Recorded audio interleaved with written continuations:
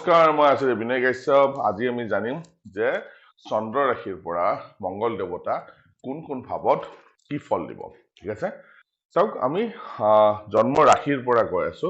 ৰাশি মানে ইয়াতে চন্দ্ৰ ৰাশি হ'ব, আৰু চন্দ্ৰ ৰাশি মানে কি, যেতিয়া জাতক বা জাতিকা জন্ম পাব, চন্দ্ৰ যিটো ভাৱত থাকিব বা যিটো ৰাশিত থাকিব সেইটোৱে হ'ব জাতকৰ জন্ম ৰাশি। ঠিক আছে, আৰু যেতিয়া আমি ডেইলি প্ৰেডিকশ্যনৰ কাৰণে জানিম, আমি চন্দ্ৰ ৰাশি চোৱা দৰকাৰ হয়। ঠিক আছে, তো আমাৰ টপিকটো আজি হ'ব কি, যে মংগল দেৱতা চন্দ্ৰ ৰাশিৰ পৰা কোন কোন ভাৱত কি ফল দিয়ে সেইটোৰ ওপৰত। ঠিক আছে, কিন্তু টপিকটো as usual transit from moon sign. ঠিক আছে, টপিকটো আমি এটা গুণৰ মাধ্যমেৰে বুজিব চেষ্টা কৰিম। যদি ডে টু ডে চাব লাগে, চন্দ্ৰ ৰাশিৰ পৰা চাব, কাৰণ কিয়, চন্দ্ৰ দেৱতা মনৰ কাৰক গ্ৰহ, আৰু ইয়াতে কৈছে কি যে চন্দ্ৰ মনুষ্য জাত, তাৰমানে চন্দ্ৰ মনৰ কাৰক গ্ৰহ। যদি মন প্ৰফুল্ল হৈ থাকে তেনেহলে জাতক বা জাতিকা যিমান দুখত থাকিলেও সুখ অনুভৱ কৰে। ঠিক আছে, তো সেইটো কাৰণে আমি চন্দ্ৰ ৰাশি লৈছো। চন্দ্ৰ ইয়াতে আমি মেঘ ৰাশিৰ উদাহৰণ ল'ম। ৰাশি যিকোনো হ'ব পাৰে, মেঘ, বৃষ, মিথুন, কৰ্কট আপ টু মীন ৰাশিলৈকে যিকোনো হ'ব পাৰে। ইয়াত মনত ৰাখিব যে যিটো ৰাশি ধৰিম সেইটো প্ৰথম ভাৱ হ'ব। ঠিক আছে, যিয়ে ৰাশি নহওক কিয়, মেঘ ৰাশি যদি হয় কোনোবা জাতকত সেইটো প্ৰথম ভাৱ হ'ব, যদি মীন ৰাশি হয় মীন ৰাশিটো প্ৰথম ভাৱ হ'ব। ঠিক আছে, সেইকাৰণে ৰাশিটো ফাৰ্ষ্ট ভাৱ হিচাপে আমি ধৰি ল'ম।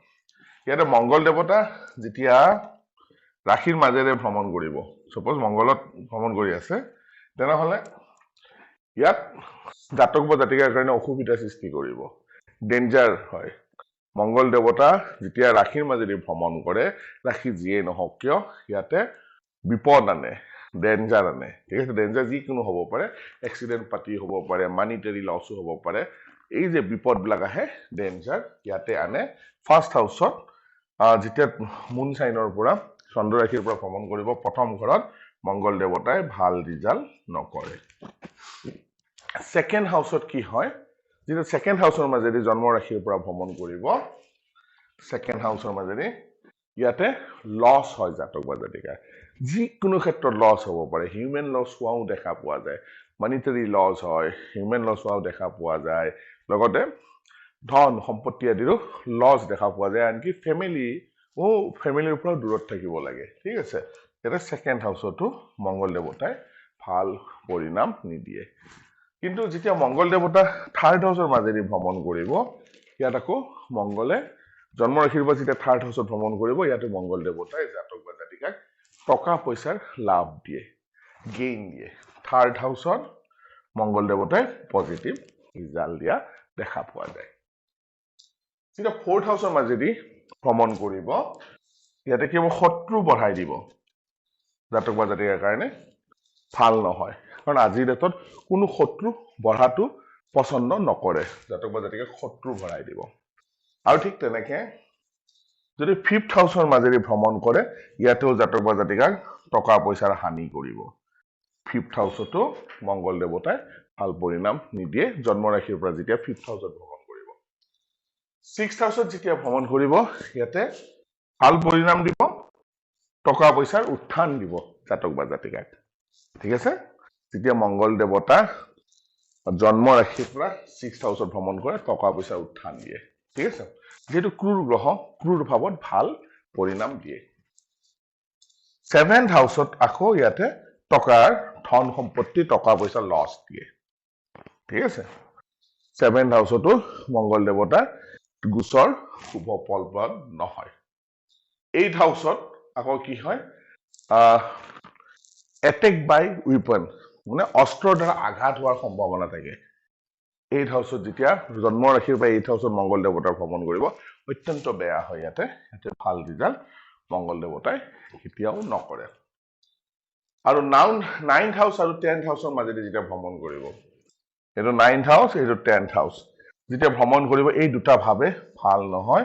কাৰণ কিয়, জাতক বা জাতিকাক ইয়াতে বেমাৰ আজাৰ দিব।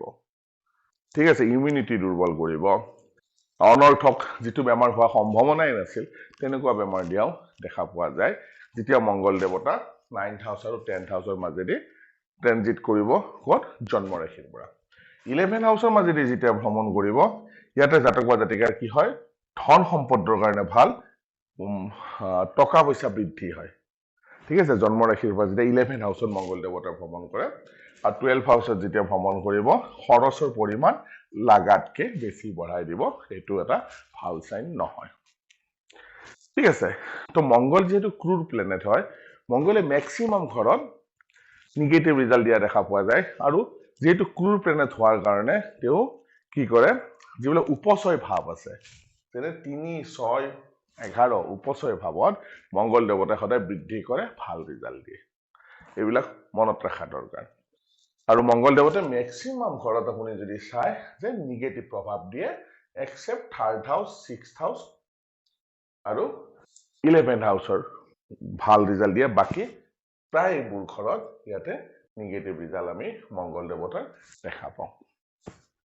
তো সেইটো কাৰণে যেতিয়া মংগলক প্ৰেডিক্ট কৰিম যে মংগল মোৰ মিত্ৰ প্লেনেট লগ্নৰ মিত্ৰ বহুত ভাল ৰিজাল্ট দিব তেনেকে কোনোদিনা প্ৰেডিক্ট নকৰিব কাৰণ মংগলে কেতিয়া ঠগাই দিব কোনো গম পোৱা নাযায় তো আশা কৰো এই ভিডিঅ'বোৰ আপোনালোকৰ কাৰণে অলপ হলেও ইনফৰমেটিভ হ'ব আৰু যদি মোৰ ভিডিঅ' পছন্দ লাগে ভাল লাগে চাই ভাল পায় বা যদি ভাবে যে অকমান হলেও ইনফৰমেশন মোৰ ভিডিঅ'বিলাকত আছে জ্যোতিষশাস্ত্ৰৰ বিষয়ে জান আপোনালোকে অলপ চলপ বুজা হৈছে তেনেহলে কাইণ্ডলি মোৰ চেনেলটো সাবস্ক্ৰাইব কৰি দিব আৰু শ্বেয়াৰ কৰি দিব লগতে লাইক কৰি দিব ধন্যবাদ